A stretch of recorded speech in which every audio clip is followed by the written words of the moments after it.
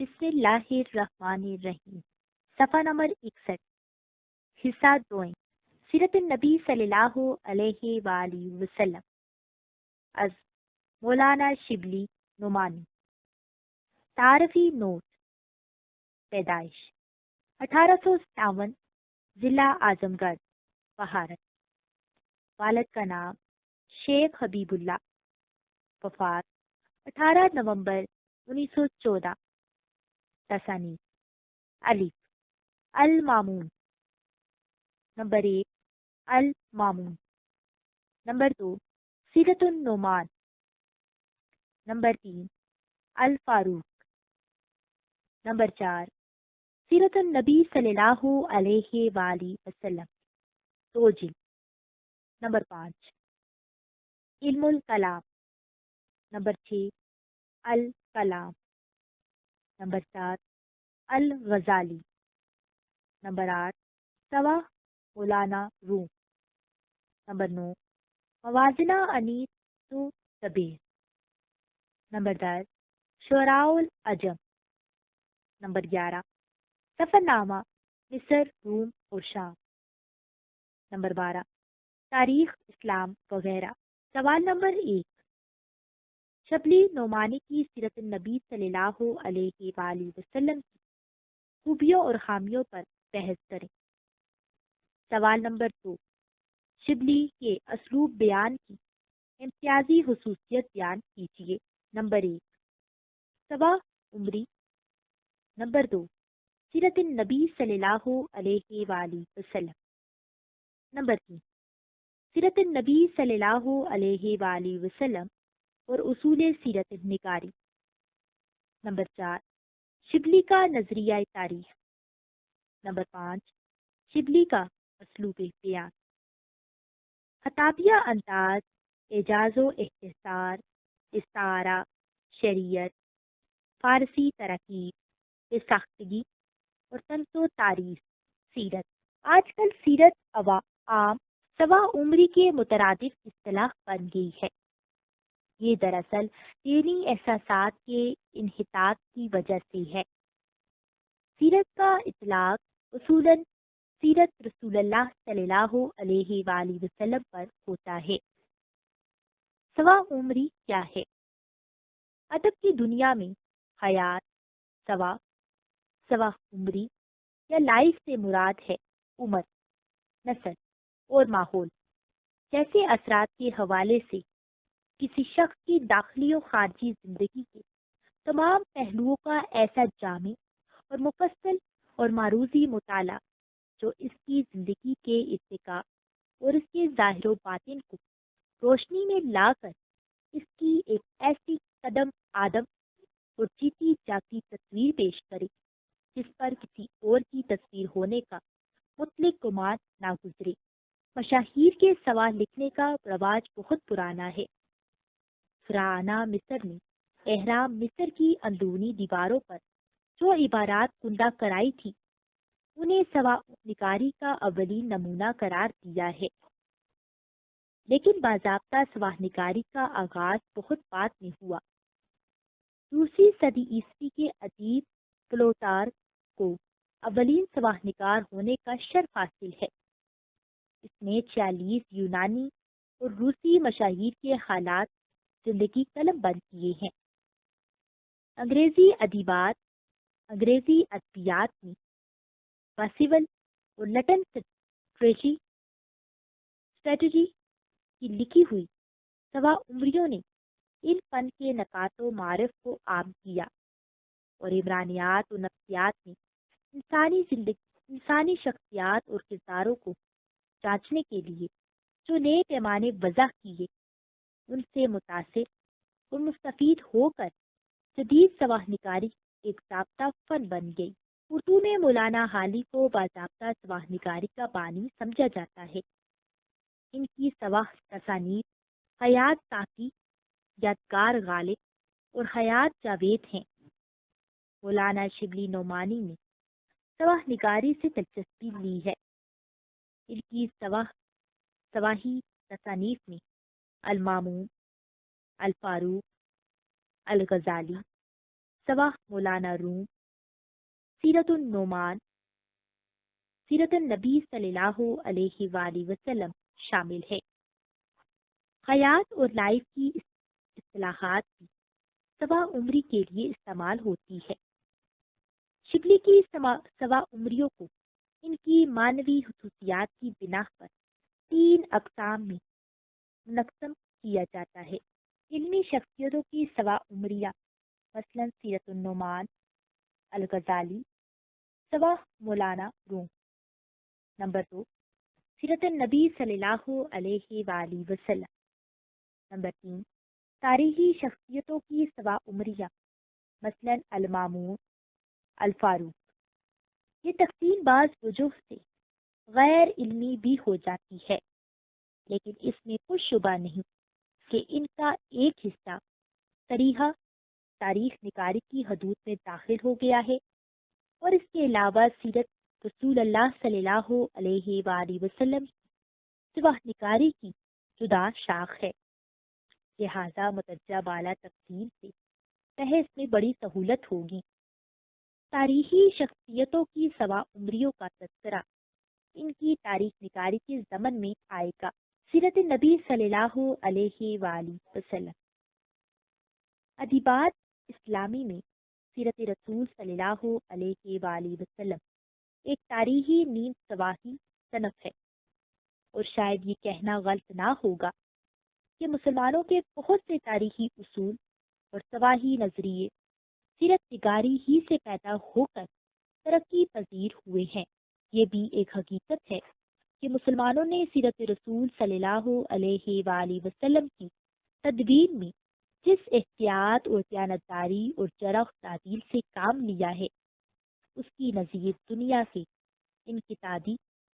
انتقادی ادب میں شاید کم ہی ملے گی۔ اس پر یہ واقعہ ہے کہ حضرت صلی اللہ علیہ وآلہ وسلم کی سیرت پر سینکڑوں بلکہ ہزاروں کتابیں لکھی گئی ہیں۔ یہ سلسلہ آج بھی جاری ہے۔ چنانچہ پروفیسر مارک گولت اس غیر منتظم سلسلہ سیرت نگاری کا ذکر کرتے ہوئے لکھتے ہیں: The biographies of Prophet Muhammad from a long series which it is impossible to end, but in which it will be honorable to find a place. Margulhar Muhammad Preface. Third, Shibli کی سیرت النبی صلی اللہ علیہ وآلہ وسلم جس کی پہلی 2 جلدیں اس کی اپنی مرتب کرتا ہے، سادہ بایوگرافی نہیں، بلکہ اسے اس کی بنیادی نسبولین کے اعتبار سے دائرۃ المعارف النبوی صلی اللہ علیہ وآلہ وسلم کہنا چاہیے۔ اپنی مکمل صورت میں یہ سیرت کے موضوع سے نکل کر اسلام کی صداقت اور حقانیت کے موضوع پر ایک کتاب بن جاتی ہے۔ تاہم اس کا سواہی حصہ اپنی جگہ مکمل اور مفصل ہے، اس لیے یہاں اس کی سواہی حیثیت کو زیر بحث لایا جا سکتا ہے۔ سیرت النبی صلی اللہ علیہ وآلہ وسلم بنیادی طور پر ایک عاشق رسول صلی اللہ علیہ وآلہ وسلم کا والہانہ اظہار عقیدت ہے۔ اس میں عشق و محبت کا وہی رنگ ہے جو حضرات احمدیہ صلی اللہ علیہ وآلہ وسلم میں نظر آتا ہے۔ یہ ایک گدائی بے نواح کی شہنشاہ کونین صلی اللہ علیہ وآلہ وسلم کے دربار میں اخلاص و عقیدت کی نظر ہے۔ سیرت النبی صلی اللہ علیہ وآلہ وسلم اور اصول سیرت نگاری ادبی دنیا میں درج ذیل اصول فنی نقطہ نگاہ سے جناب پیغمبر اسلام صلی اللہ علیہ وآلہ وسلم کی سیرت نگاری کے لیے ضروری ہے اور لازمی قرار دیے گئے ہیں۔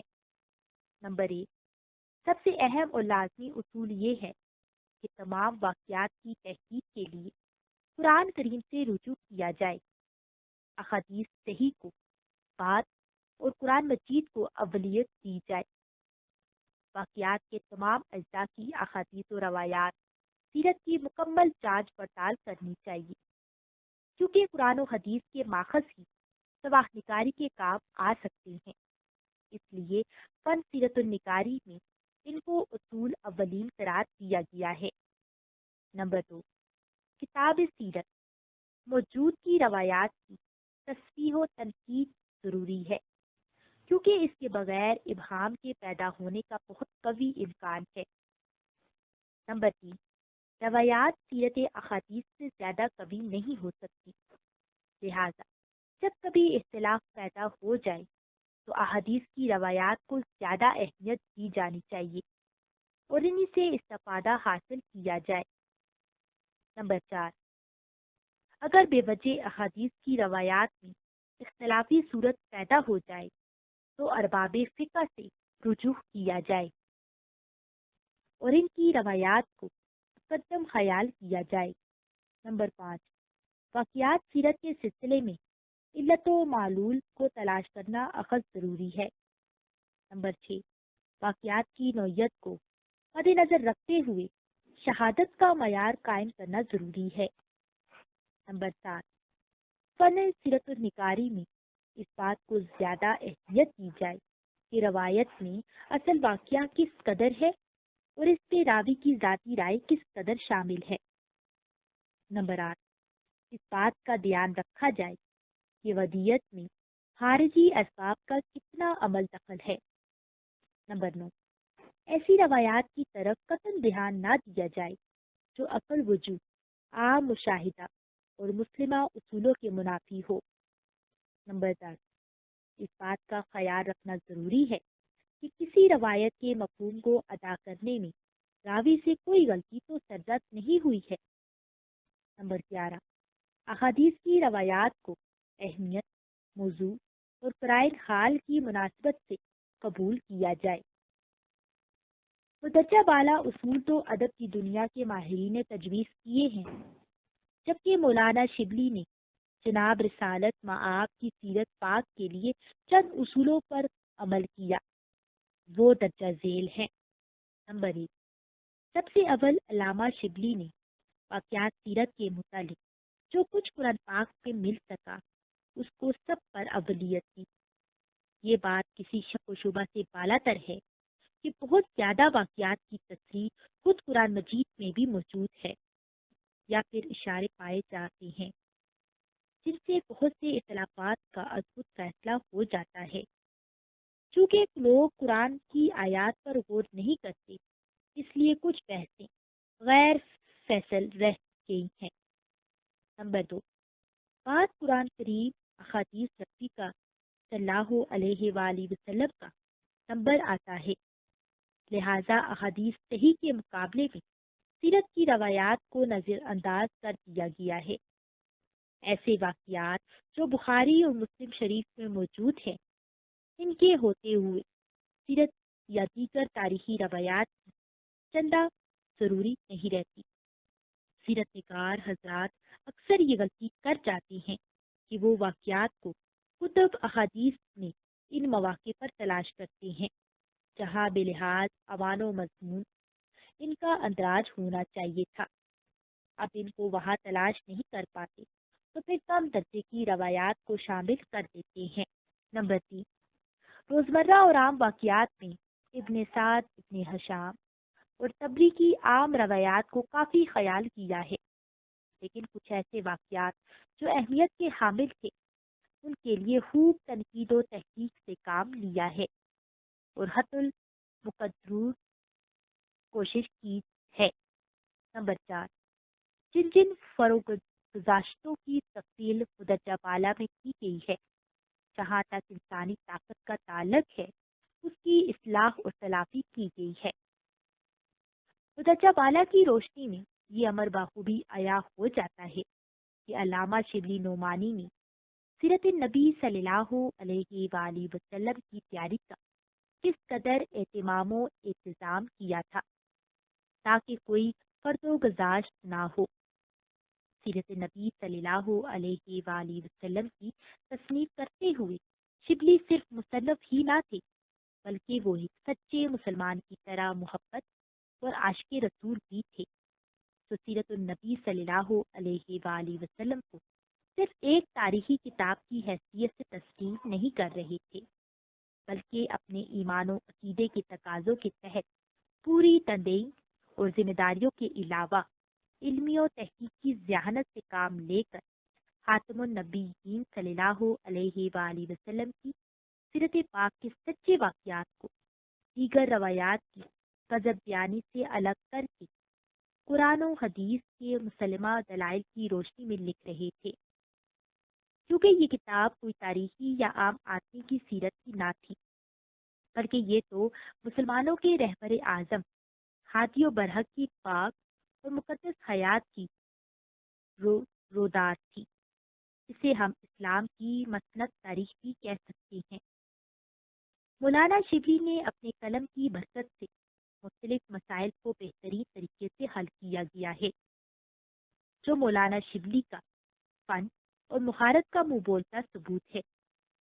فتح خیبر کے بعد حضرت صفیہ رضی اللہ تعالیٰ عنہ حضور نبی کریم صلی اللہ علیہ وآلہ وسلم کی عقد میں آئے۔ اس واقعے کو اس قدر اچھالا گیا کہ یہ ایک معمہ بن کر رہ گیا، لیکن مولانا نعمانی نے اپنی علمی ذہانت و ذکاوت سے اس مسئلے کو حل کر دیا۔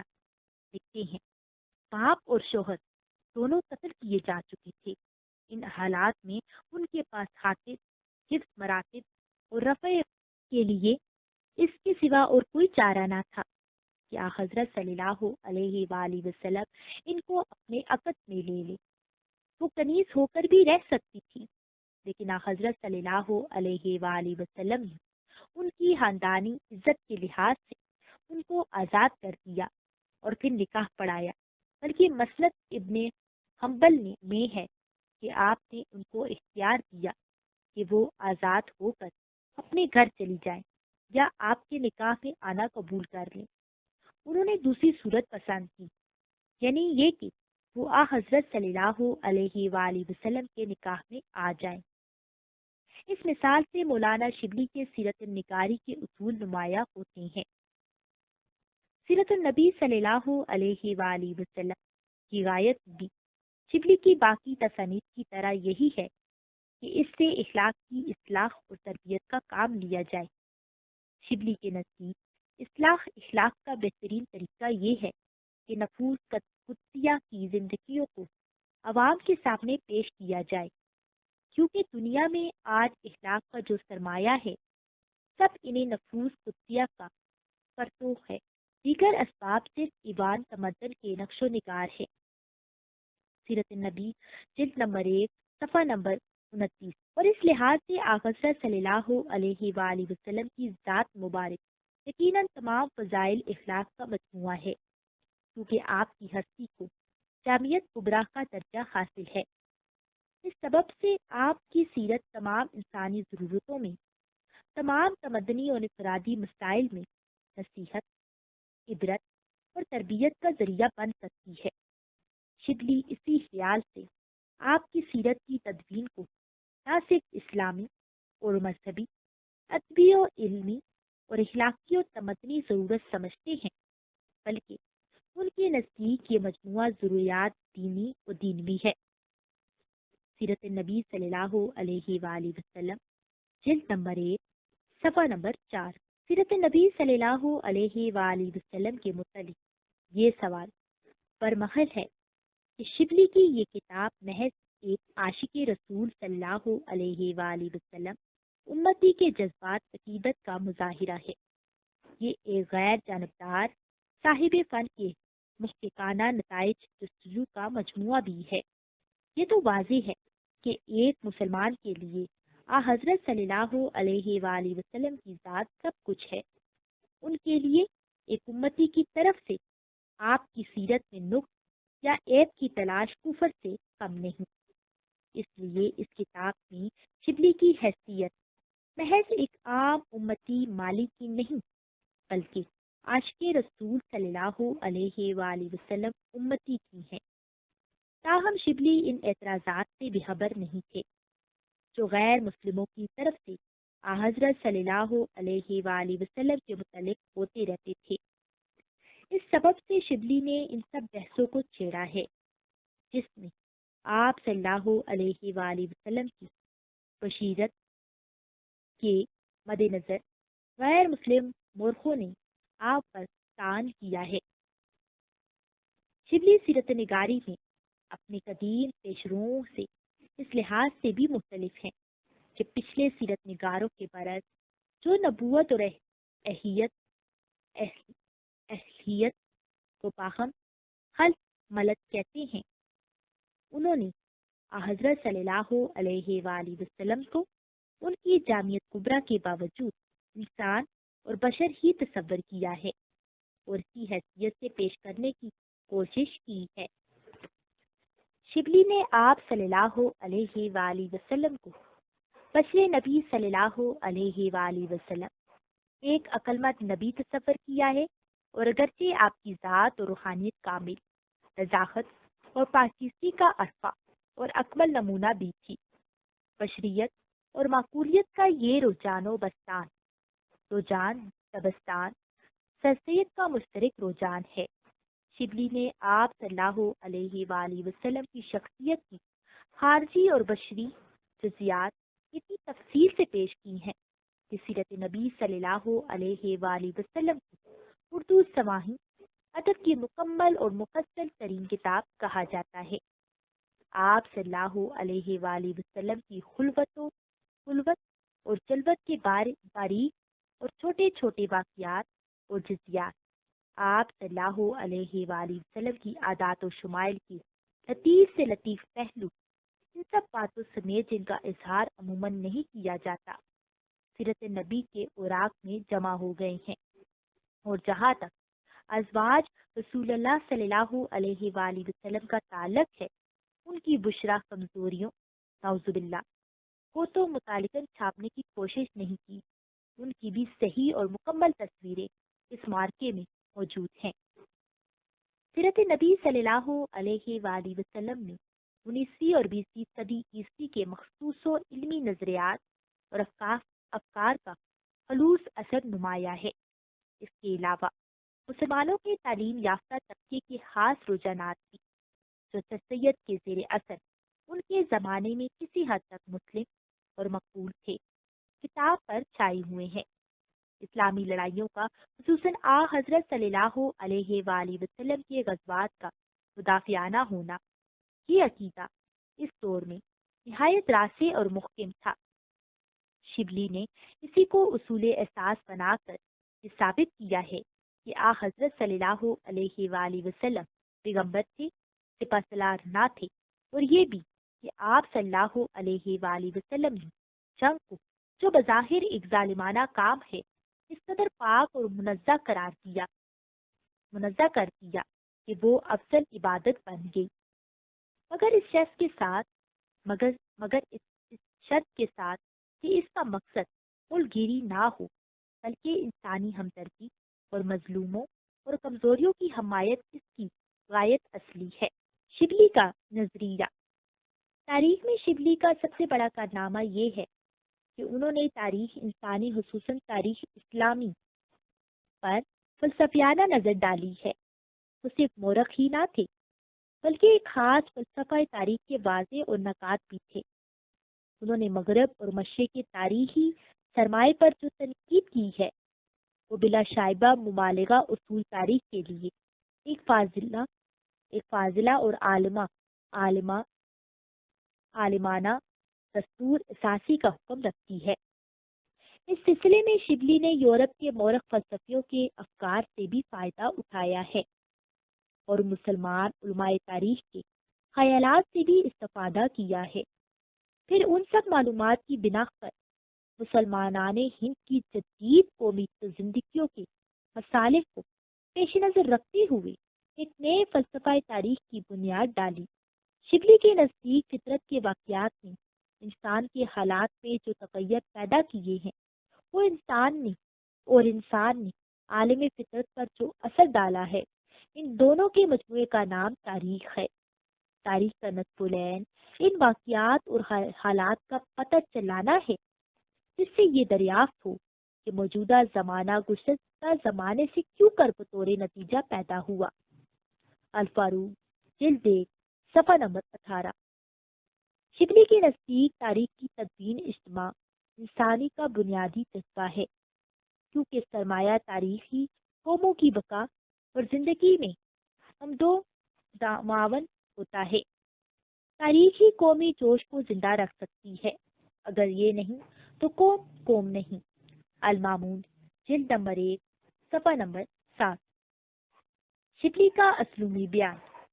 شبلی کے اسلوب کی نمایاں صرف اس کی وہ قوت ہے اور جوش بیان ہے جو ان کے احساس کمال اور احساس عظمت کی پیداوار ہے۔ شیخ محمد اکرام نے شبلی نامہ میں لکھا ہے کہ ان کے احساس و فخر و برتری کا بڑا سرچشمہ ان کے نسلی احساسات سے پھوٹتا ہے۔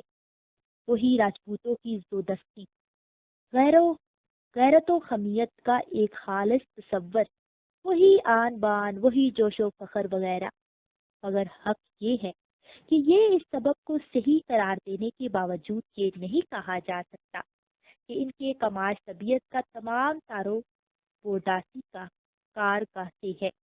ان کا اعتماد علی النفس اور اپنے فن اور اپنے کمال و پرسوخ کچھ اس طرح کا ہے کہ ان کی نظریں دوسرے اہل کمال میں بھی عموماً مل جاتی ہیں، مگر خودنگری اور خودداری کا جو غیر معتدل تصور میر یا غالب کے یہاں ملتا ہے وہ شبلی کی خودنگری سے کچھ زیادہ مختلف نہیں ہے۔ بہرحال یہ صحیح ہے کہ شبلی کی تحریروں میں بڑی قوت ہوتی ہے۔ اصل قوت کا ایک بہت بڑا سبب ان کا احساس فخر و برتری ہے، اور وہ اپنے قاری کو بلند سطح سے مخاطب کرتے۔ خطابیہ انداز۔ شبلی کے طریقہ ہائے خطاب میں خود اعتمادی اور برتری کا احساس ہر جگہ نمایاں ہے۔ یہ خطاب کسی جگہ خطیبانہ، کسی جگہ مدرسانہ، کسی جگہ واعظانہ اور کسی جگہ فلسفیانہ انداز اختیار کرتے ہیں۔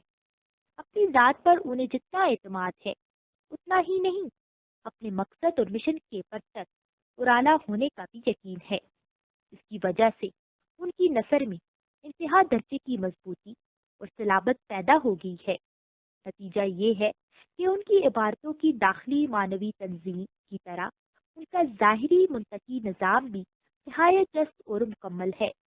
اس کی وجہ سے ان کے فکر چست، ان کے جملے منظم اور فکری نظم و ضبط کے لحاظ سے تعمیر کے عمدہ نمونے ہیں۔ اس عملی اور منطقی عنصر نے ان کی نثر کو پررونق اور باوقار بنا دیا ہے۔ اعجاز و اختصار۔ شبلی کی تحریروں کا دوسرا خاصہ اعجاز و اختصار ہے۔ ان کے بیان میں جو لطف اور جوش ہے اس کا بڑا وسیلہ اختصار و اعجاز ہے۔ کلام میں یہ کیفیت پیدا کرنے کے لیے وہ کئی طریقے اور کئی صورتیں اختیار کرتے ہیں، جن میں سب سے محبوب و مرغوب مبالغہ ہے۔ یہ بھی شاید کہ ان کی زود و ہنسی انتہا پسندی کا نتیجہ ہے۔ ان کے مبالغوں میں شدت، جوش، اچانک پن اور ایک کڑک کسی ناگہانی کیفیت ہوتی ہے۔ ان کا ذہن زندگی کی نرم روح اور معتدل کیفیتوں کا شائق نہیں۔ وہ افراد ہوں یا تفریح، دونوں صورتوں میں انتہائی حالتوں میں رغبت رکھتے ہیں، اور اس میں بھی وہ جس میں فوری انقلاب، ناگہانی وقوع کا تصور پایا جاتا ہو۔ ان مبالغوں سے ان کی مرخانہ حقیقت نگاری کو شدید نقصان پہنچتا ہے، مگر جوش انگیزی اور لطف افزائی کی خاطر وہ حقیقت نگاری کو قربان کر دیتے ہیں۔ استعارہ۔ شبلی کے اعجاز بیان کا ایک ذریعہ استعارہ بھی ہے، مگر اس میں بھی وہ ان تصاویر اور ان کے معنی کے دل زادہ ہیں جن میں مبالغہ اور اس میں زندگی کی شوق، شدید مفرت اور انتہائی کیفیتیں پائی جاتی ہیں۔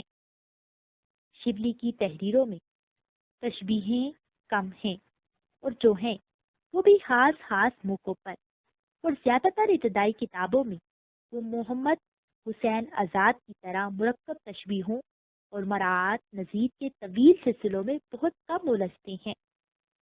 مولانا حالی کی طرح ان کی عبارتوں میں تمثیلوں کی بھرمار نہیں، ان کا مرعوب حربہ، جوش و انگیز استعارہ یا پرلطف کنایا تفصیل اور پھیلاؤ کی ہر صورت سے وہ بچتے ہیں، اور اعجاز اور ثقیل الفاظ کی کوئی صورت ہو اس کو اختیار کرنے سے دریغ نہیں کرتے۔ محاورہ بندی، شبلی مناسب محاورہ بندی سے بھی اعجاز کا کام لیتے ہیں۔ ان کی تقریروں میں فارسی کی رنگین تراکیب اور اردو کے برمخل محاورے ایک ساتھ چلتے ہیں۔ وہ ان کو بڑی خوبصورتی سے فہم پیوست کر لیتے ہیں۔ ان کے محاورے ڈپٹی نذیر احمد کی طرح نہیں ہوتے کہ ایک ہی صفحے پر پڑھنے والے کے کان کھٹے کر دے۔ یہاں تو اس قدر بامزہ ہوتے ہیں کہ پیروں زبان میٹھی رہتی ہے۔ شبلی کی محاورہ بندی ان کے بیان کو مانوس بنانے کے علاوہ یقینی بھی بنا دیتی ہے۔ ان سے ان کی عبارت میں چستی اور چمک پیدا ہوتی ہے۔ شریعت، شبلی کی نثر کا ایک خاص امتیاز ان کی شعریت ہے۔ ایک خاص رنگ کے شاعرانہ عناصر مولانا محمد حسین آزاد کی نثر میں بھی ہیں، مگر نثر شبلی کی شعریت کی خاص بات یہ ہے کہ ان میں وہ عناصر زیادہ ہیں جو غزل سے مخصوص ہیں۔ ان کی نثر کی شعریت میں بھی حمایت، اعجاز اور اجمال کے عناصر زیادہ ہیں۔ اس کے علاوہ شدید جذباتی معانی کی ترجمانی بھی پائی جاتی ہے۔ ان کی ترکیبیں بیشتر فارسی شاعری خصوصاً ہندوستان کی تازہ گوبیوں کے کلام سے ماخوذ ہوتی ہیں۔ ان میں شباب و شراب، بہار و موسم، گل، مستی و بیہودی، رنگینی و رعنائی کے تصورات پائے جاتے ہیں۔ لطیف خوش آواز، شیریں سبک، جذبہ انگیز اور حسین الفاظ اور بے خود کرنے والی ترکیبیں سب شاعری کی دنیا سے حاصل کرتے ہیں، اور نثر میں بڑی سلیقہ مندی اور خوش مزاقی سے کھپا دیتے ہیں۔ فارسی ترقی، شبلی اپنی نثر میں شاعرانہ فضا پیدا کرنے کا بڑا اہتمام کرتے ہیں۔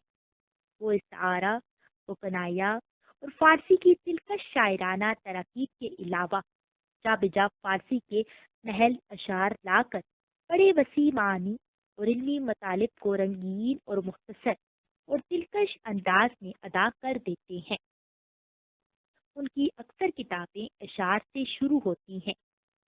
وہ اشعار کے استعمال سے طنز و تعریض کا کام بھی لیتے ہیں۔ شاید ان کی بہترین تعریضیں وہی ہیں جو اشعار کے وسیلے سے لائی گئی ہیں۔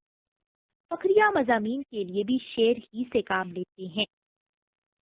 بے ساختگی، شبلی کے اسلوب بیان کا ایک وصف بے ساختگی بھی ہے، مگر یہ بے ساختگی سر سید اور خالی کی تحریروں کی بے ساختگی سے مختلف ہے۔ سر سید کی تحریر کی بے ساختگی عبارت ہے عام مطالب کے لحاظ سے اس انداز میں کہ وہ عبارت کی تنقیح و تہذیب کا کچھ اہتمام نہیں کرتے۔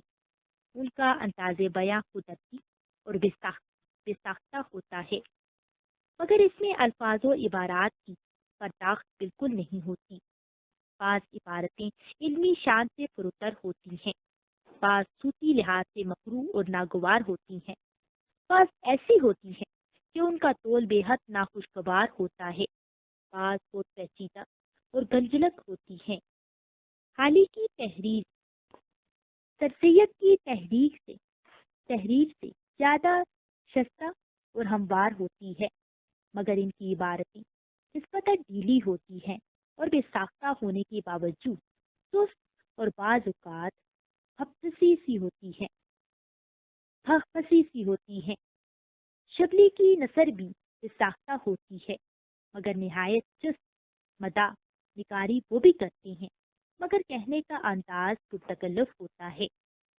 طنز و تعریض، مسلم ہے کہ اعلیٰ طنز و بحث و مناظرہ کی فضا میں بہت پھلتی پھولتی ہے۔ شبلی کا دور یعنی سر سید کا پورا دور بھی شدید مناظرے کا دور تھا۔ اس میں بھی طنزیہ رجحانات کو بڑا فروغ حاصل ہوا۔ ان رجحانات کے دو بڑے نمائندے نمایاں طور پر ہمارے سامنے آتے ہیں۔ اول شبلی، دوم اکبر اعلیٰ آبادی۔ شبلی کی حیثیت سے ان مناظروں میں ایک پرجوش اور انتہا پسندی فریق کی تھی۔ ان کی خود اعتمادی نے ان کے تنزیہ اظہارات میں بڑی قوت پیدا کی ہے۔ ان کی جمال پسندی نے بھی ان کی تنزیہ نکاری کو تقویت پہنچائی ہے۔ ان کی تنزیہ شخصی خواتین صورت میں علمی مطالب کے اندر سے نمودار ہو جاتی ہے اور مخالف پر بےخبری کے عالم میں، جبکہ اسے حملے کا بیان گمان بھی نہیں ہوتا، ضبط کاری لگا دیتی ہے۔ شبلی کے یہ شخصی حواشی ایک آدھ جملے سے زیادہ نہیں ہوتے، مگر ان کی زہر نا کی شدید اور بے پناہ ہوتی ہے۔ بعض اوقات ان کے تنزیہ اظہارات فارسی اور اردو کے ایک آدھ برمخیل شعر کی صورت میں پیش ہوتے رہتے ہیں۔ شبلی کے پرلطف طنز عموماً وہ ہوتے ہیں جو غائب یا ماضی کے متعلق ہوتے ہیں۔ عہد حاضر سے متعلق ان کی تنزیات میں زہر زیادہ ہوتا ہے۔ غائب یا ماضی کے معلق طنزوں میں ظرافت کا عنصر بھی پایا جاتا ہے۔ عام طور پر شبلی کی تحریروں میں ظرافت کم ہے، مگر شوخی نکتہ افریلی کی وہ مثالیں ہیں جن میں لفظوں کا ہیر پھیر ہوتا ہے۔ کثرت مل جاتی ہے۔ ان کے لطیفے جو المامون اور سیرت النعمان میں باتعداد تصویر موجود ہیں، زیادہ سے زیادہ نکتہ افریلی کے نمونے بن سکتے ہیں۔ ان میں ظرافت موجود نہیں۔ نیرنگ خیال از محمد حسین آزاد۔ تعارفی نوٹ: ولادت 10 جولائی 1830 دہلی۔ والد کا نام محمد باقر، استاد کا نام ذوق۔ لاہور آمد 1862۔ کابل کا سفر 1865۔ ملازمت مدرس لاہور گورنمنٹ کالج۔ خطاب شمس العلماء۔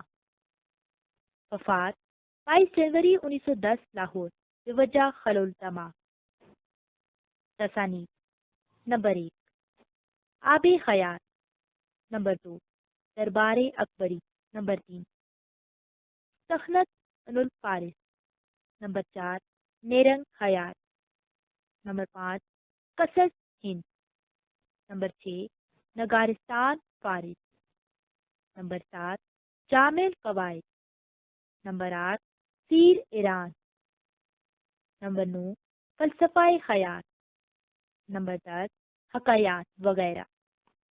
سوال: محمد حسین آزاد کے اسلوب کا فنی اور فکری جائزہ پیش کریں۔ سوال نمبر 2: محمد حسین آزاد کے اپنے اسلوب نگاری کے باعث اردو نثر کی روایت میں منفرد مقام رکھتے ہیں۔ نیرنگ خیال کے تناظر میں اس رائے کا تجربہ کریں۔ سوال نمبر 3: نیرنگ خیال کے حوالے سے محمد حسین آزاد کی مرکہ نگاری پر بحث کیجیے۔ سوال نمبر 4: آزاد کی انشائیہ نگاری پر نیرنگ خیال کے حوالے سے نوٹ لکھیں۔ سوال نمبر 5: تمثیل سے کیا مراد ہے؟ آزاد کی تمثیل نگاری پر نوٹ لکھیں۔ خلاصہ سبق: تمثیل ایلیگوری۔ نمبر 1 تمثیل ایلیگوری، نمبر 2 تعارف نیرنگ خیال، نمبر 3 محمد حسین آزاد کی تمثیل نگاری، نمبر 4 محمد حسین آزاد کی مرکہ نگاری، نمبر 5 محمد حسین آزاد کی انشائیہ نگاری، نمبر 6 آزاد کے اسلوب نگارش۔ تمثیل ایلیگوری سے ایسا انداز تحریر مراد ہے جس میں مسلسل تشبیہات اور استعارات سے کام لیا جاتا ہے۔ تمثیل کے موضوع اور مواد کا تعلق اگرچہ روزمرہ کے مسائل، خیال اور انسان کے عقائد و تجربات سے ہی ہوتا ہے، لیکن اسے عموماً کسی خاص روحانی یا اخلاقی مقصد کے لیے استعمال کیا جاتا ہے۔ دراصل موضوع پر براہ راست بحث کرنے کے بجائے اسے تخیلی اور تصوراتی کردار کے ذریعے مسلسل کہانی یا واقعے کی شکل سے بیان کیا جاتا ہے۔ تمثیل کے موضوع و مواد کا تعلق اگرچہ روزمرہ کے مسائل، حیات اور انسان کے عقائد و تجربات ہی سے ہوتا ہے، لیکن عموماً اسے کسی خاص روحانی یا اخلاقی مقصد کے لیے استعمال کیا جاتا ہے۔ چانس کے لفظوں میں تمثیل سے مراد ایک ایسا انداز بیاں ہے جس میں اکثر غیر ذی روح اور غیر ذی عقل اشیاء کو جاندار بنا کر پیش کیا جاتا ہے اور ان کی باتوں یا افسانوں کی مدد سے انسان کے اخلاق و جذبات کا تزکیہ اور اصلاح کا سامان فراہم کیا جاتا ہے۔ تمثیل کو نظم و نثر دونوں میں استعمال کیا جاتا ہے۔ اس کے دائرہ اصلاح میں مذہب، سیاست، علم الاسلام، اخلاق و معاشرت اور تمدن سب ہی آ جاتی ہیں۔ انگریزی میں اس قسم کی تحریروں کو میتھ، پیرابل اور فیبل وغیرہ کہا جاتا ہے۔ اردو میں اسے پرندوں، حیوانوں اور علم و اسلام کی کہانی کہا جا سکتا ہے۔ تمثیل اسی ذیل میں آتی ہے اور یہ دنیا کے ہر ادب میں ملتی ہے۔ قدیم طرز کی منظوم اور نثری داستانیں تمثیل نگاری کا اولی نمونہ ہے۔ ان قدیم داستانوں میں پرندوں، حیوانوں، دیوی دیوتاؤں، جنوں پری اور کبھی کبھی روحوں کو انسانی کردار کی شکل میں پیش کیا جاتا ہے اور ان کے کرداروں کے احوال اور واقعات کی مدد سے اخلاقی اور مصلحانہ باتیں لوگوں کے ذہن نشین کرائی جاتی ہیں۔ عربی میں احوان الصفا، فارسی میں منتقل سیر، مولانا روم کی مثنوی کے بعض حصے، گلستان بوستان کی بعض حکایات، انور سہیلی، قصہ حسن دل، ہندی میں پرمادت، سنسکرت میں حکایات لقمان، اردو میں سبرس، پنچھی نامہ، بوستان، طوطی نامہ، وصال العاشقین وغیرہ تمثیلی طرز کی تحریر مثالیں ہیں۔ ان سب میں ظاہری الفاظ کی تہ کے اندر گہرے معنی چھپے ہوئے ہیں۔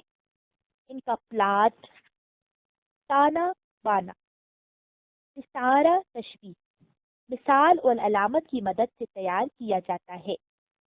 آزاد نے بھی نیرنگ خیال کے مضامین میں اس طرز خیال کو اختیار کیا ہے اور اردو تمثیل نگاری میں ایسے حامل نمونے یادگار چھوڑے ہیں جن کی مثالیں اردو مضمون نگاری میں اس سے پہلے نہیں آتی۔ تعارف نیرنگ خیال۔ محمد حسین آزاد کی کتاب نیرنگ خیال میں کل 13 مضامین ہیں۔ ان مضامین کے بعض حصے انگریزی مضامین کے لفظی ترجمے ہیں، کچھ حصے آزاد ترجمے خیال کیے جاتے ہیں اور کچھ حصے اخذ اور ترہیز کے زمرے میں آتے ہیں۔ بعض حصے ایسے بھی ہیں جن کے متن میں آزاد نے تبدیلیاں کی ہیں اور انہیں مشرقی ماحول اور مزاج میں ڈالنے کی کوشش کی ہے، مگر باوجود ترجمہ اور اخذ و ترہیز کے آزاد کا تخلیقی رنگ غالب ہے۔ بلکہ اگر بتایا نہ جائے تو یہ مضامین اپنے اسلوب اور متن کے لحاظ سے تباذات معلوم ہوتے ہیں۔ ان مضامین کی مطالعہ سے آزاد کی قادر کلامی، ترجمے کی صلاحیت، ادبی ذوق اور طرز و فکر کا اندازہ ہوتا ہے۔ اس کے علاوہ ان کی طبی اخلاقی اور اختراعی صلاحیتوں کا لوہا بھی ماننا پڑتا ہے۔ واقعات کو جزیات سمیت خواب اور خیال کی صورت میں اس طرح بیان کرتے ہیں گویا وہ خود اس واقعے کے چشم و دیدہ گواہ ہیں۔ ذیل میں آزاد کے مضامین اور انگریزی کے جن مضامین کا ترجمہ ہے کی فہرست کی جا رہی ہے۔ نمبر 1، انسان کسی حال میں خوش نہیں رہتا۔ The endeavor of mankind to get rid of their burden۔ Number 2، شہرت عام بقائے دوام کا کاروبار۔ The vision of table of cake۔ Number 3، خوش طلبی اور true and false humor۔ Number 4، آغاز آفرینش میں باغ عالم کیا رنگ تھا تو رفتہ رفتہ کیا ہو گیا۔ ہاں allegorical history of rest and labour. Number 5 جھوٹ اور سچ کا ضم نامہ. True falsehood and fiction and allegory. Number 6 گلشن امید کی بہار the garden of hope. Number 7 سیر زندگی دا وویج آف. نمبر 8 علوم کی بد نصیبی the conduct of patronise. Number 9 علمیت اور ذکاوت کا مقابلہ the allegory of wit and learning. Number 10 نکتہ چینی دا ایلیگوری آف کریٹیسزم. سے ادب جنت الحمقہ اور مرکہ خوشبیانی بھی انگریزی مضامین ہی سے ماخوذ ترجمے ہیں جو انگریزی جریدے اسپیکٹیٹر میں شائع ہوئے ہیں. ان مضامین میں سچ جھوٹ کا کارضم نامہ، گلشن امید کی بہار، سیر زندگی، انسان کسی حال میں خوش نہیں رہتا، شہرت عام اور بقائے ثواب، جنت الحمقہ، خوش طبی، نکتہ چینی وہ مضامین ہیں جو اسلوب اور فکر کے اعتبار سے اپنے اندر انشائیہ نگاری کی ہے اور انشائیہ نگاری کی بے پناہ خصوصیات رکھتے ہیں. جیسا کہ پہلے عرض کیا گیا ہے کہ تاریخ نثر کے ابتدائی دور میں انشائیہ وجود نہیں رکھتا تھا، البتہ مضمون میں انشائیہ کی شکل پذیر ہونے کے آثار پائے جاتے تھے.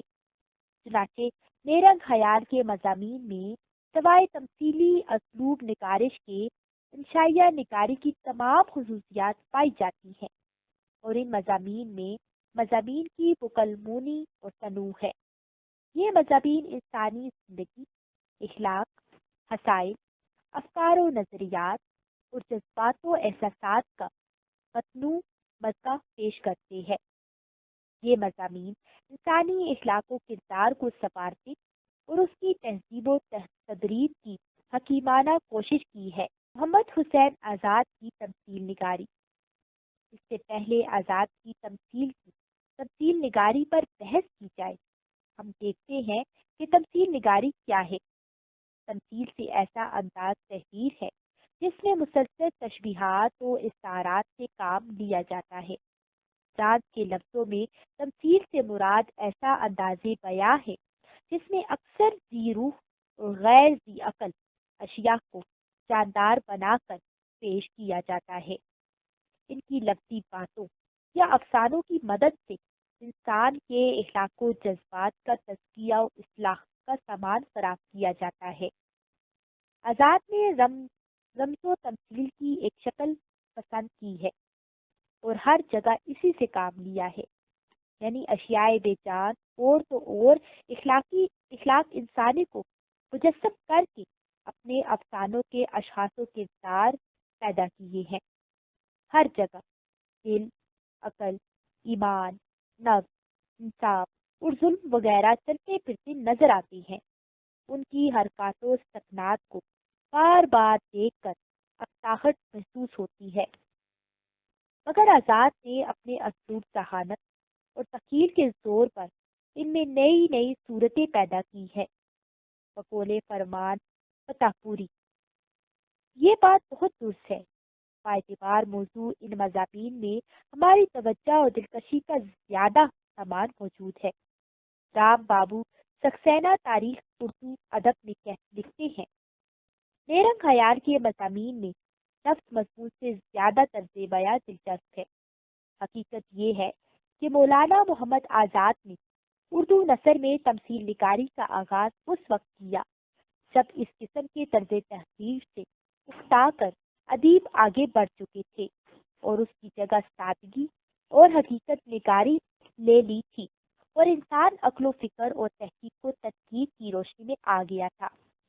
بقول سکسینہ خود آزاد بھی اس روشنی سے متاثر ہو چکے تھے. سنہدان فارس اور آب حیات کا دیپاچہ اس بات کا ثبوت ہے. اس کے علاوہ لاہور میں ان کی قائم کردہ انجمن پنجاب ہے جس کے زیر انتظام جدید طرز کے مشاعرے ہوتے تھے۔ ان کے معاصر خالی، شبلی، سر سید اور نذیر احمد بھی اس تحر سے آزاد ہو کر فکر و دانش کی راہ پر چل نکلے تھے۔ انہوں نے عصری تقاضوں کے زیر اثر مغربی علوم اور فکر سے استفادہ کیا اور عوامی پیرائیہ اظہار اختیار کیا۔ اگرچہ تہذیب الاخلاق میں سر سید اور محسن الملک کے کچھ مضامین تخیلی اسلوب لیے ہوئے ہیں، مگر ان کا مواد اور موضوع دلچسپ اور فکر انگیز ہے۔ جس طرح ان مضامین نے قائرین کو متاثر کیا اور آزاد نہ کر سکی، آزاد کے مضامین میں اسلوب کی ندرت اور دلکشی کے سوا کچھ نہیں، اور ہم اثر انسان کی دلچسپی کا سامان مفقود ہے۔ محمد حسین آزاد کی مرکہ نگاری۔ مرکہ نگاری کی تعریف: ایک ایسی مرکب تصویر کو مرکہ کہتے ہیں جس میں صرف ایک ہی چیز کا بیان موجود نہ ہو، بلکہ یہ ایک وقت میں پوری زندگی کا پورا بیان مرکہ ہو۔ اس میں حیوان، موقع محل اور فضا کا موجود ہونا، بے جان چیزوں کی تصویریں اور مختلف چیزوں کا ایک جگہ جمع ہونا ضروری ہے۔ کسی مشاعرے یا جنگ کے بیان میں ایک اچھا مرکہ نگار کرداروں کی حادثی صورت پیش کرے گا، اس میدان میں فانوس وغیرہ بنائے گا اور اس طرح پوری مرکب چیز کو ہمارے سامنے پیش کرے گا۔ صرف منظر کو دیکھ کر منظر کو بیان کر دینا منظر نگاری ہے۔ کسی مقام یا کسی تقریب کا آنکھوں دیکھا حال بیان کر دینے کا نام تقریب نگاری، رویداد نگاری یا جزیات نگاری ہے۔ گویا مرکہ نگاری ایک بہت ہی جامع فن ہے جس میں تمام ماحول اور فضا کو کسی ایک تصویر مرکہ میں کھپا دینا ہوتا ہے۔ تمام منسوخ، متنوع اور مرکب تصاویر کو لانا خداداد صلاحیت پر مبنی ہوتا ہے۔ ہمارے ہاں مرکب تصویروں مرکہ نگاری کا فن بہت کم لوگوں کو آتا ہے۔ ان میں آزاد بھی ایک ہیں۔ آزاد بلحاظ مرکہ نگار اردو کے اولین آدمی بھی ہیں اور ممتاز بھی۔ آب حیات، نیرنگ خیال اور دربار اکبر میں کہیں کہیں سنندان فارس میں بھی ہمیں اردو کے بہترین مرکہ ملتے ہیں۔ نیرنگ خیال کے حوالے سے آزاد کی مرکہ نگاری۔ نیرنگ خیال کے مضامین میں تخیل کا تنوع ہے۔ خیال آرائی کی نیرنگی اور تصورات کی رنگارنگی ہے۔ ظاہر بات ہے یہاں انشاء پردازی اور مرکہ نگاری کے ٹھوس حقائق کے بجائے تخیل پر زور دیا ہے۔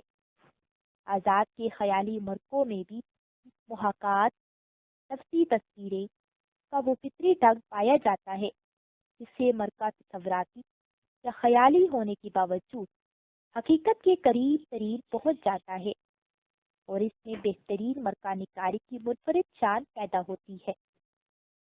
نیرنگ خیال کے مضمون اور آغاز افرنیش میں بات کا کیا رنگ تھا اور رفتہ رفتہ کیا ہو گیا، یہ ایک خیالی مرکہ ہے، مگر اس کو پڑھ کر حقیقت کا گمان ہوتا ہے۔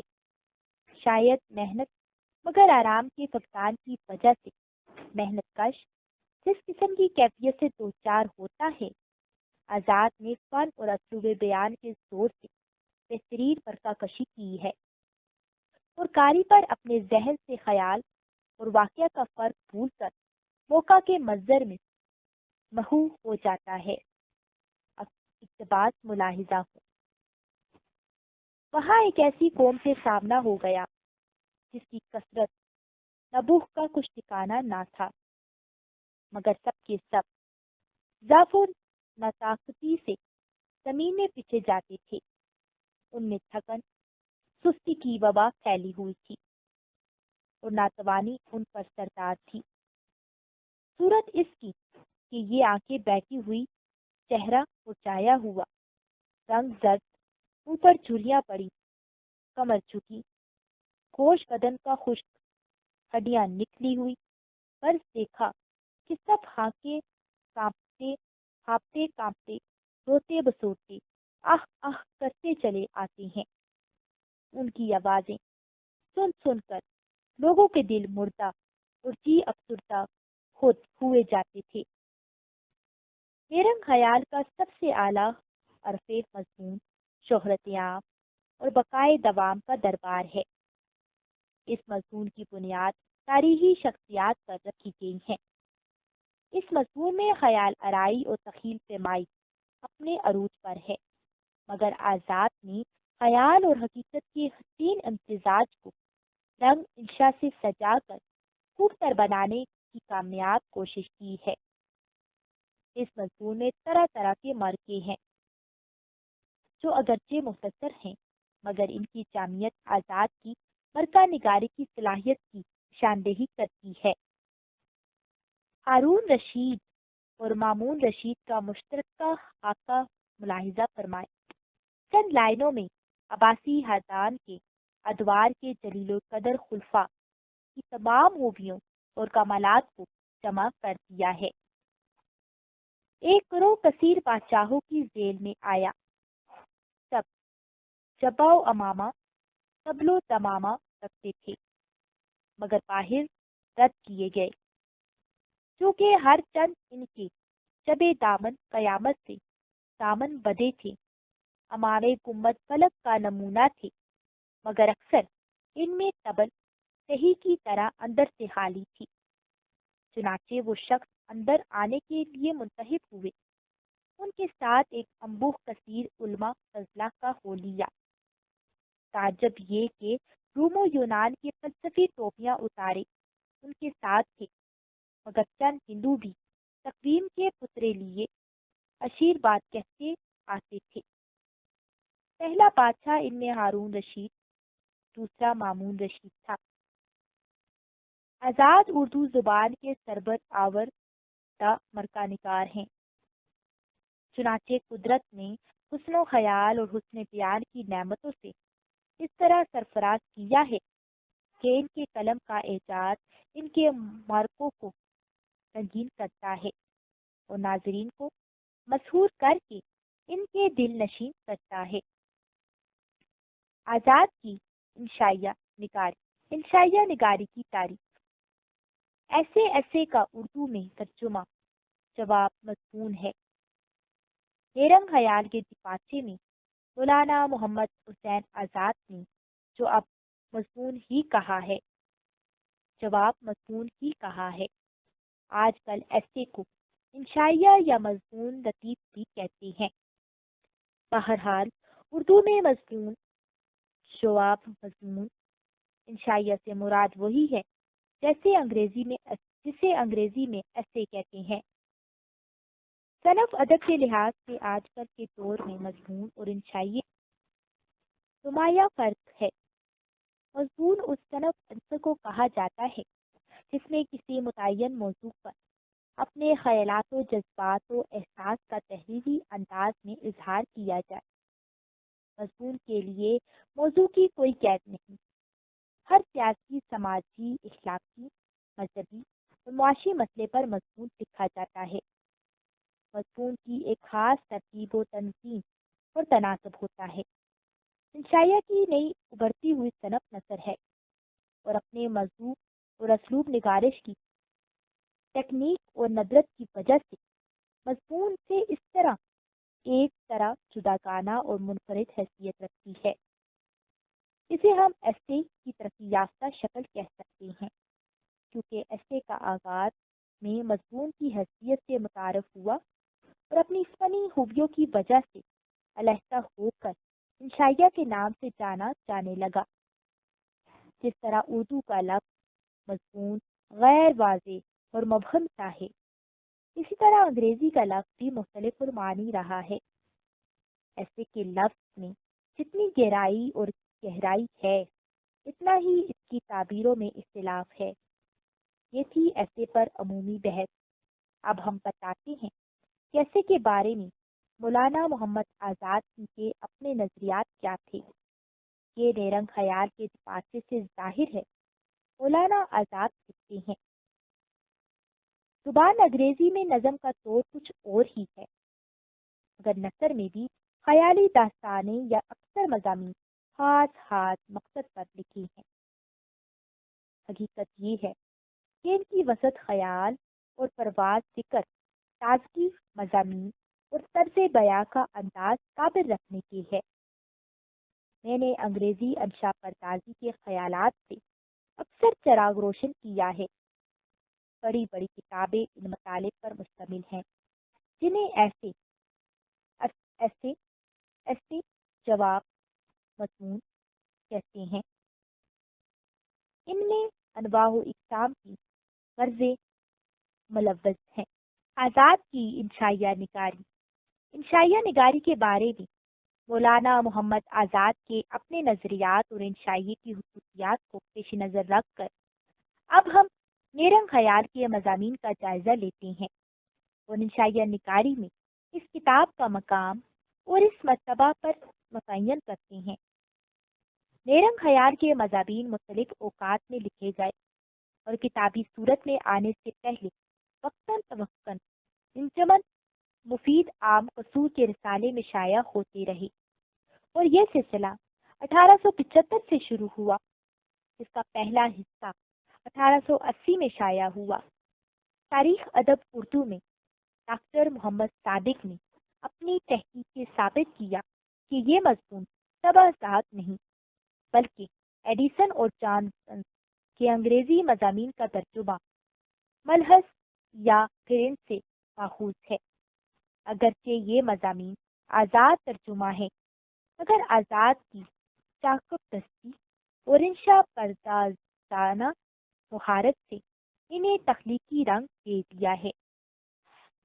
سیردم، جنت الحمقا، مرکہ خوشبیانی بھی انگریزی مضامین سے ماخوذ ترجمے ہیں اور انگریزی جدیدے سپٹیٹر میں شائع ہوئے ہیں۔ ان مضامین میں سچ جھوٹ کا کارزم نامہ، گلشن امید کی بہار، سیر زندگی، انسان کسی حال میں خوش نہیں رہتا، شہرت عام اور بقائے دوام، جنت الحمقا، خوش طبی اور نکتہ چینی وہ مضامین ہیں جو اسلوب اور فکر کے اعتبار سے اپنے اندر انشائیہ نگاری کی بے پناہ خصوصیات رکھتے ہیں۔ جیسا کہ پہلے عرض کیا گیا ہے کہ تاریخ نثر کے ابتدائی دور میں انشائیہ وجود نہیں رکھتا تھا، البتہ مضمون میں انشائیہ کی شکل پذیر ہونے کے آثار پائے جاتے تھے۔ چنانچہ نیرنگ خیال کے مضامین میں سوائے تمثیلی اسلوب نگارش کے انشائیہ نگاری کی تمام خصوصیات پائی جاتی ہیں۔ ان مضامین کی بکلمونی تنوع ہے۔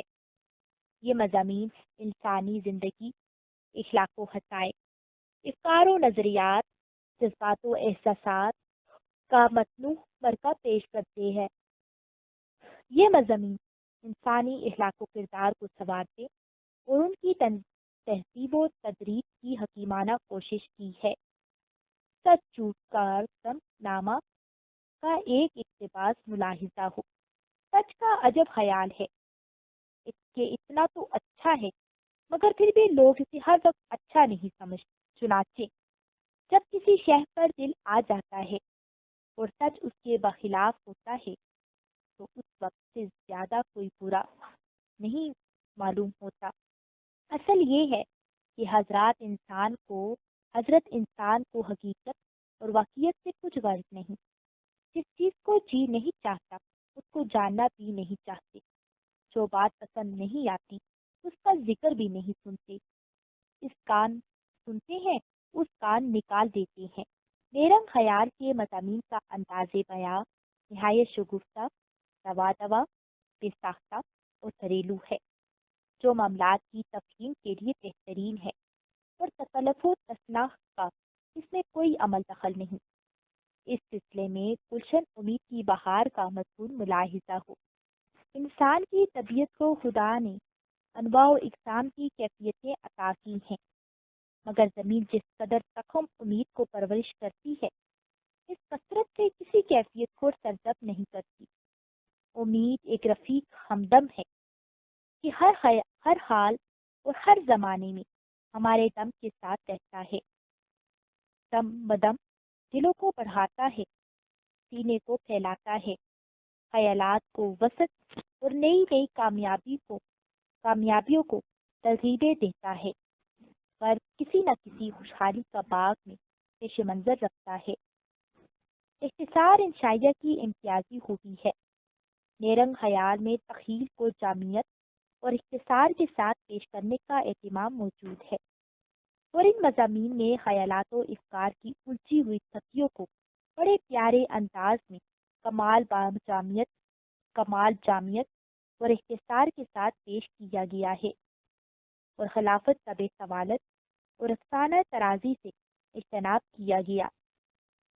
نہ تمامیت ایک شاعر کی جان ہے، اس کا آغاز اور اختتام اچانک ہوتا ہے۔ نیرنگ خیال میں یہ اوصاف بدرجہ عدم موجود ہیں۔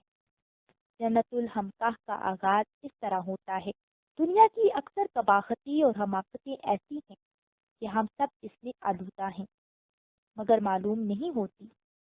در حقیقت ہماری رسائی فہم سے بہت اونچے طاق پر رکھی ہے، اور کچھ ایسے دہر سے سچائی ہے کہ ہر بدی عین خوبی نظر آتی ہے۔ نیرنگ خیال مفتوح مضامین کا مجموعہ ہے جو پہلے پہل مضمون کی صورت میں منظر عام پر آئے، نثر اردو کی ترقی کے ساتھ ساتھ انشائیہ کی صف میں شامل ہو گئے۔ یہ مضامین اپنے اسلوب فکر اور حضرت میں کل کے مضمون آج کے انشائیے سے پیش رو ہیں۔ تہذیب الاخلاق نیرنگ خیال کا ہم اثر ہے۔ اس میں بھی سر سید اور اس کے طبقات سے تعلق رکھنے والے ادیبوں نے مضامین لکھے، مگر ان مضامین اور خیال کے مضامین میں نمایاں فرق یہ ہے کہ ان مضمون نگاروں کے پیش نظر مقصدیت کو اولیت حاصل تھی اور ادبیت ثانوی حیثیت رکھتی تھی۔ ان تحریروں میں ادبیت کا وجود محض اتفاق ہے۔ اس بابت محمد حسین آزاد بھی اس بات کا شعور رکھتے تھے، اسی لیے انہوں نے نیرنگ خیال کے دیباچے میں کتاب کو معمائے تحقیق کے بجائے رفیق تفریق لکھا ہے۔ نیرنگ خیال کے مضامین کے بارے میں پروفیسر ارشد کیانی کا یہ قول بڑا وقیع ہے: آزاد کی یہ کاوشیں نیرنگ خیال کے مضامین ابتدائی ہونے کے باوجود نہایت اہم ہیں۔ حق یہ ہے کہ جدید انشائیے کی چوٹی پر کھڑے ہو کر اگر پیچھے کی طرف دیکھیں تو آزاد کی نیرنگ خیال ایک مینارہ نور کی شکل میں نظر آتی ہے، جو بلا شبہ مضمون نگاری اور انشائیہ نویسی کا نقطۂ آغاز ہے۔ محمد حسین آزاد کی اسلوب نگارش کی تعریف۔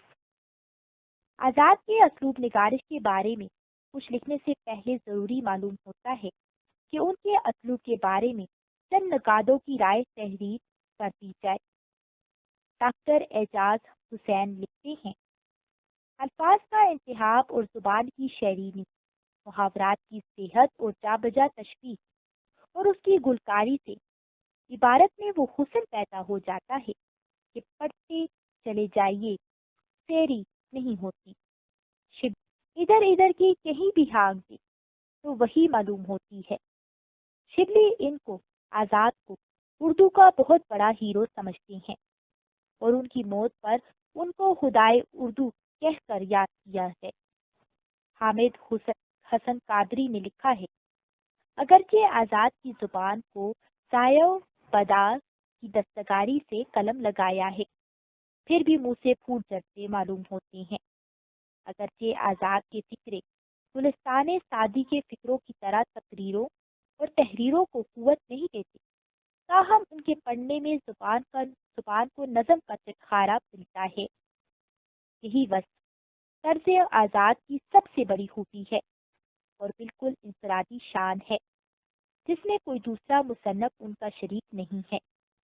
چھوٹے چھوٹے فکرے، تشبیہ و استعارہ کی لطافت و برجستگی، بیان کی سلاستوں روانی، الفاظ کی شرینی اور موسیقیت سب مل کر سادگی و پرکاری کا عجیب نادر نمونہ پیش کرتے ہیں۔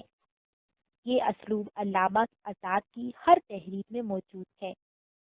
کسی کو سہل ممتنع کہتے ہیں۔ بظاہر آسان معلوم ہوتا ہے، لیکن لکھ کر دیکھیے تو صفحہ دو صفحے لکھنے مشکل ہیں۔ آزاد کسی اسلوب کے سبب سے صاحب طرز کہلاتے ہیں۔ رام بابو سکسینہ نے کہا، آزاد نے نثر میں شاعری کی ہے۔ یہ بات مسلمہ ہے کہ آزاد ایک ایسے اسلوب کے مالک ہیں جن کا کوئی نمونہ ان سے پہلے نہیں ملتا، نہ ہی اس کی کسی نے تقلید کی ہے۔ گویا وہ ایک منفرد اور صاحب طرز انشاء پرتاز ہے۔ ان تنقیدی آراء کی روشنی میں اب ہم سوال کا جائزہ لیتے ہیں۔ آزاد نہ صرف ادبی نثر نگاری کے جدید تقاضوں کا شعور رکھتے ہیں، بلکہ ان کے اسلوب میں قدیم رنگ کی جھلک بھی موجود ہے۔ نثر ابلاغ کا بہترین ذریعہ اور مضمون کو قاری تک براہ راست پہنچانا نثر کا بنیادی مقصد ہے۔ جدید نثر نگاری میں مداح نگاری اولیت کا درجہ رکھتی ہے۔ رنگینی بیان کی حیثیت ثانوی ہوتی ہے۔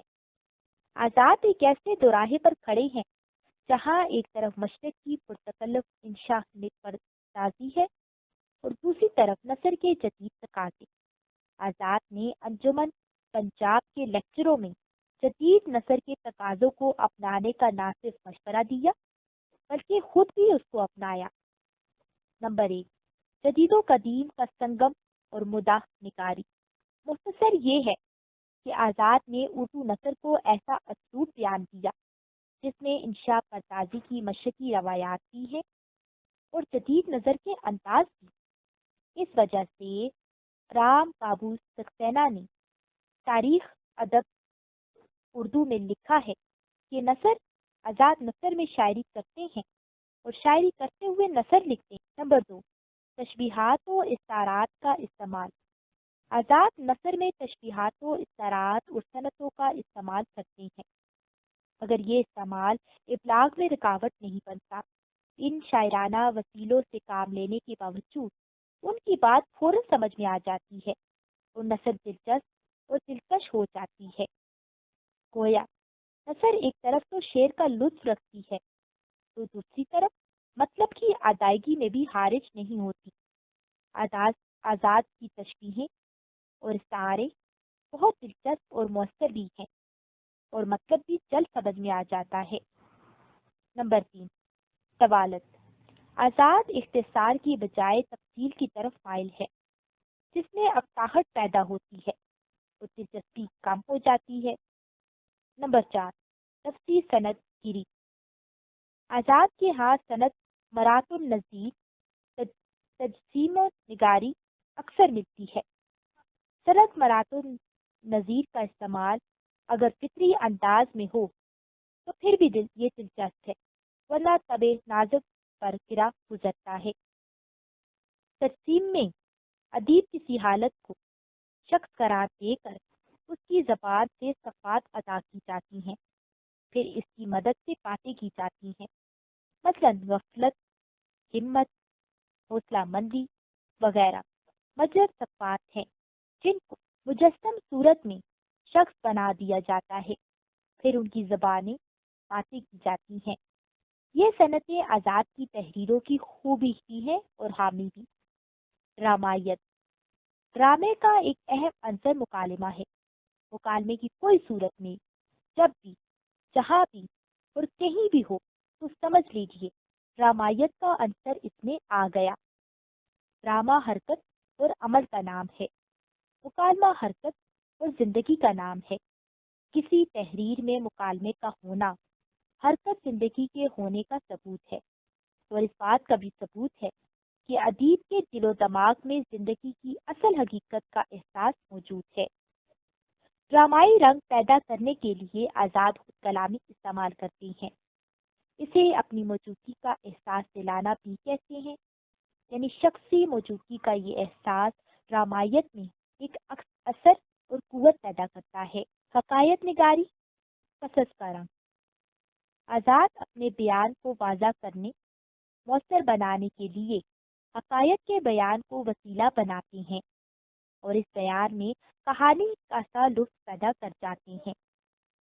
طنز نگاری، آزاد ان طنز نگاروں میں سے ہیں جن کی طنز تکلیف دہ نہیں، ان کی طنز کی کئی جہتیں ہوتی ہیں اور وہ لطیف ہوتی ہیں۔ ایک نکات کا قول ہے، آزاد کی طنزیہ نشریت کو اس کی شائستگی اور تہذیب نے زہرناک ہونے سے بچا لیا ہے۔ ذاتی رد عمل میں ان کی تحریروں میں ناراضی اور چنچلاہٹ بھی ہوتی ہے، مگر اس کا اظہار بڑے مہذبانہ انداز میں کرتے ہیں۔ وضاحداری، آزاد کی وضاحداری میں ریاکاری اور منافقت نہ تھی، بلکہ دلچوئی اور خاطرداری سے وہ وضاحداری پیدا کر لیتے تھے۔ ان وضاحداری کا ثبوت آب حیات میں میر تقی میر کے بارے میں مخالفانہ جذبات رکھنے کے باوجود اظہار میں شائستگی اور تہذیب ہے۔ یہی رویہ مصحفہ کے بارے میں ہے۔ تحریروں کا پھیکا پن، اپنی تحریروں میں جہاں کہیں آزاد باعث یا مبلغ فن جاتے ہیں یا تحریر سے کام لیتے ہیں یا پھر وضاحت میں طوالت اختیار کرتے ہیں، وہاں ان کی نثر میں پھیکا پن پیدا ہو جاتا ہے اور چاشنی ختم ہو جاتی ہے۔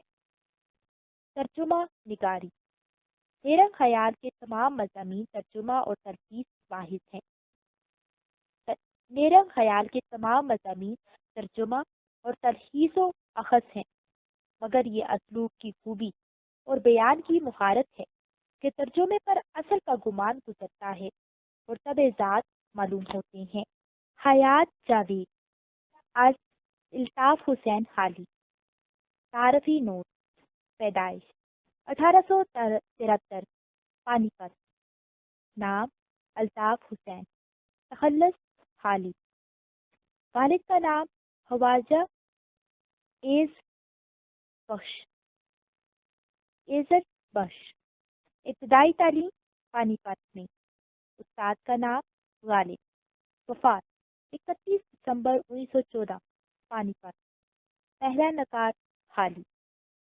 تصانیف: نمبر 1 حیات صافی، نمبر 2 یادگار غالب، نمبر 3 حیات جاوید، نمبر 4 مقدمہ شعر و شاعری، نمبر 5 طبقات الارض، نمبر 6 دیوان حالی، نمبر 7 تریاق سموم، نمبر 8 سواح مولانا عبدالرحمن ناپید، نمبر 9 میلاد شریف، نمبر 10 مجالس النساء، نمبر 11 حکیم ناصر خسرو، فارسی۔ سوال: کیا حیات جاوید فن سواح کے تقاضے پر پورا اترتی ہے؟ بحث کریں۔ سوال نمبر 2، حیات جاوید سر سید کی مدلل مداحی ہے، شبلی اس کی رائے کی روشنی میں حیات جاوید کا جائزہ لیجیے۔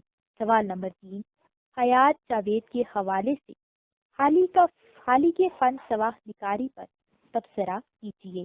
خلاصہ سبق: نمبر 1 حیات جاوید کا تعارف، نمبر 2 حالی کا فن سواح نگاری، نمبر 3 حیات جاوید مدلل مداحی کتاب المناقب جد رخی تصویر، نمبر 4 مولانا حالی کے اسلوب بیان۔